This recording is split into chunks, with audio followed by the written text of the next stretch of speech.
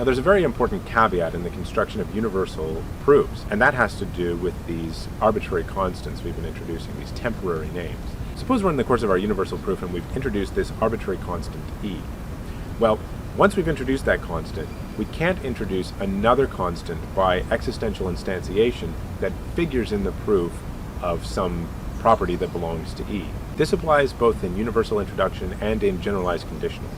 In this video, we're going to start with an example of a proof using mixed quantifiers that works correctly. Then we're going to see what happens when we ignore the restriction on existential instantiations within universal proofs and see how it goes completely haywire. We're going to wrap up this week by considering two rules for the introduction of quantifiers. These rules are negative. They just tell us what we can't do because if we do it, things will go haywire. But first, let's see a proof with mixed quantifiers that actually does work. From "there is a puppy that everyone loves," it follows that everyone loves some puppy or other. Here's how we get from A to B, so to speak. We replace this "there's a puppy" with some arbitrary puppy P. That's step one. We say let P be some arbitrary puppy. Step two is that we say, well, let E be some arbitrarily selected person. So we say that E loves P, so then it follows that there's an X that is a puppy that E loves, but E was just selected arbitrarily, so we have this final step. Everyone loves some puppy or other. So these moves from 2 to 3 correspond with our existential introduction and universal introduction from formal proofs, which we've seen informally and we'll see in formal proofs next week. That's all well and good. But something bad happens when you insert an existential instantiation into a universal proof. That is to say, you do these things the other way around. Here's why. It's clear that if there's a puppy that everyone loves, then everyone loves some puppy or other. It's also clear that from everyone loves some puppy or other, it does not follow that there's one specific puppy that everyone loves.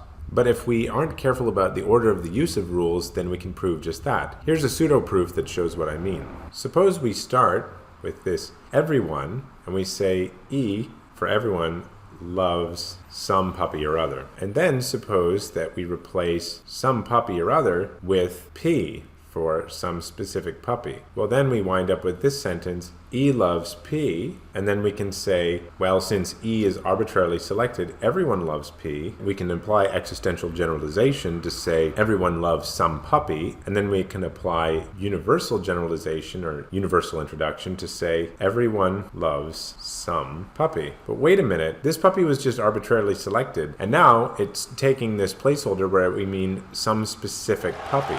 So that's wrong, and that leads us to our first rule, which is that in a proof introducing a universal sign, you prove that some predicate P holds for an arbitrarily selected constant. And on the basis of this arbitrarily selected constant, you can derive a universal claim, provided that this sentence PC, however complicated it is, contains no other constant A, which was introduced by existential elimination after the original constant C was introduced. So to return to our example above, the problem is that we started off by introducing an arbitrary constant E for everyone, and only then did we introduce within that proof another constant, D for dog, and from that we were able to show that everyone loves some one dog. In short then, a universal introduction can't have any of these constants that appear as a result of existential elimination and are introduced after the original constant being used in the universal introduction was introduced. If you like, you can boil this down to the even pithier sentence. Universal introduction can't borrow a constant from existential elimination.